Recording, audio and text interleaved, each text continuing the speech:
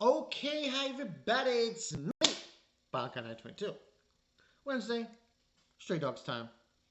Bungo Stray Dogs. Season 4, episode 5, Perfect Murder and Murderer, part 2. Now, Rampo, as we remember from last week, he pretty much solves it. Point blank. There's a problem though. This douche nodule, as the events unfold, the guy in the car is a diplomat. Really? What is this? All of a sudden we're throwing in that in anime, you know? A Lethal Weapon 2 reference? Come on. Anyway, so nothing really transpires at that in the beginning of the episode. That's what transpires, and they don't get him because of this diplomacy. And they leave. And Rampo says, "Let them go." And he left his phone in the car, and because of his friend Napo,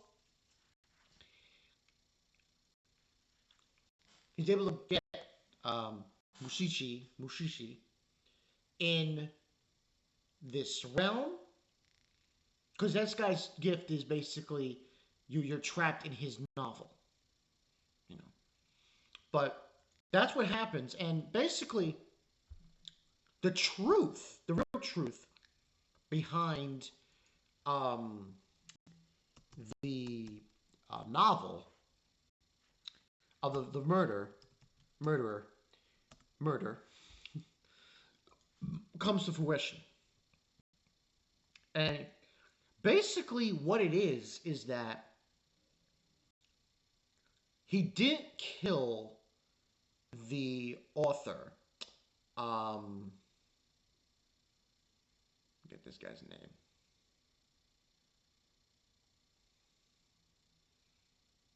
I can find him. Ogiri. Oh, Mushi.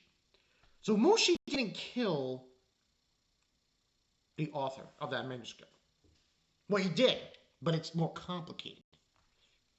So what ends on really happened, because there's also a scene where a woman, she sees this doll and is carrying the author's ears, is the author had stomach cancer, had a tumor in his stomach, and he wanted Mushi to enact his murder. He wanted to kill him, basically. And,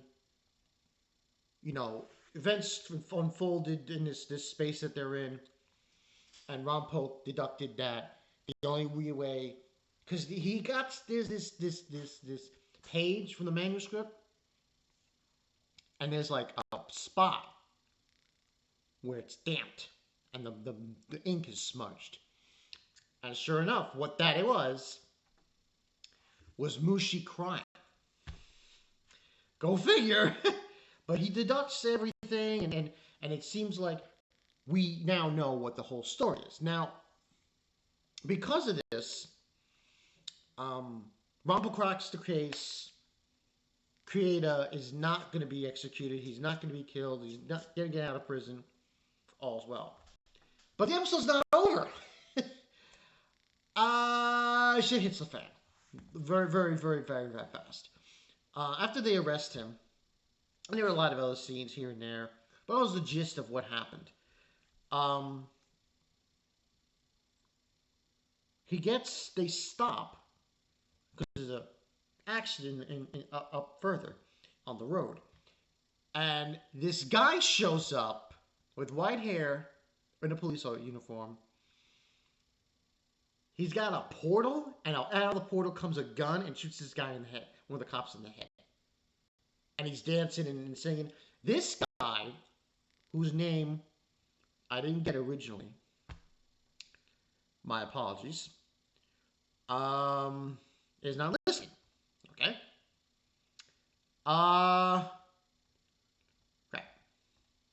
Crap. Crap.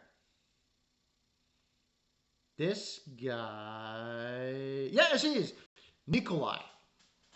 Well, he is basically in cahoots with Fyodor, who was the villain more or less from last season. So Nikolai is just dancing around, saying he's cleaning up loose ends. So he's there to kill Mushi.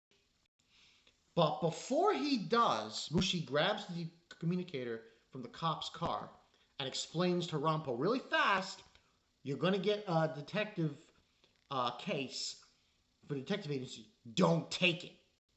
And he gets shot. And that's how the episode ends. Overall, I thought this was an interesting way to close it out.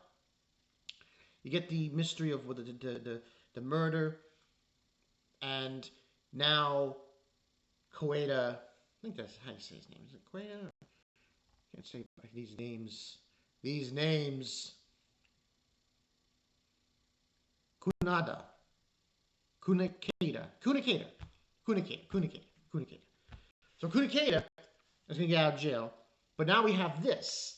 Now this is I believe this is the prelude of what is going to happen in this season. And a lot of it has to do with a character. You remember when we had the flashback? And there was that guy that the president and Rampo met, and who was helping him create the detective agency?